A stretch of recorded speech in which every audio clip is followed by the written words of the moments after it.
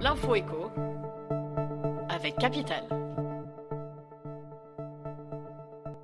L'info pratique Capital.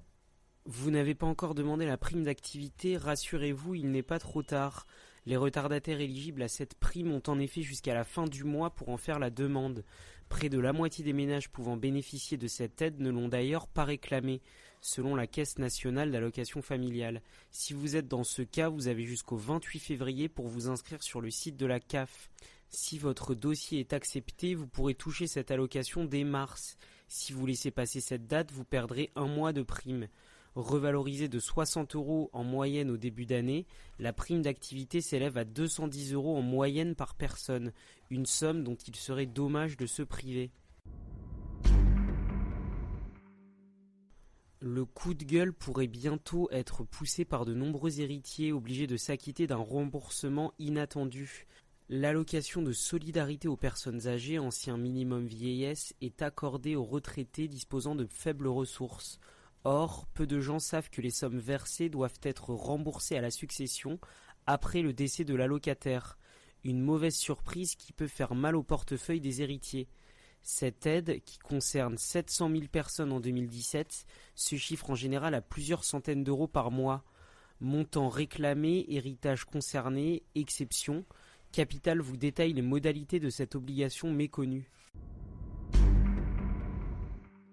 Le chiffre du jour, 16%, c'est la baisse moyenne annoncée par la ville de Lyon du taux de sa taxe ordures ménagères. Cette diminution fait suite aux plaintes déposées par une association de contribuables locaux. Cette dernière se plaignait que les recettes issues de cet impôt, qui est adossé à la taxe foncière, excédaient les dépenses engagées par la collectivité pour l'enlèvement des déchets. La métropole a été condamnée pour cette pratique. En décidant de baisser ce taux en 2019, la métropole lyonnaise compte éviter une nouvelle condamnation. Une bonne nouvelle pour les contribuables, d'autres agglomérations qui ont la main lourde sur les taxes d'ordures ménagères pourraient être tentées de suivre l'exemple lyonnais. On termine par une information qui va faire plaisir aux amateurs de jeans 501. Si la marque a été un temps considérée démodée, Lévi-Strauss revient au top depuis peu. Elle s'apprête même à faire son grand retour en bourse, plus de 30 ans après son retrait. Depuis son arrivée en 2001, Chip Bergh, son PDG, a dépoussiéré la marque emblématique.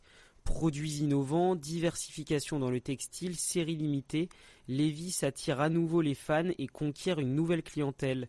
L'âge moyen de l'acheteur de 501 est tombé à 34 ans, soit 13 ans de moins qu'en 2011. C'était l'info éco avec Capital.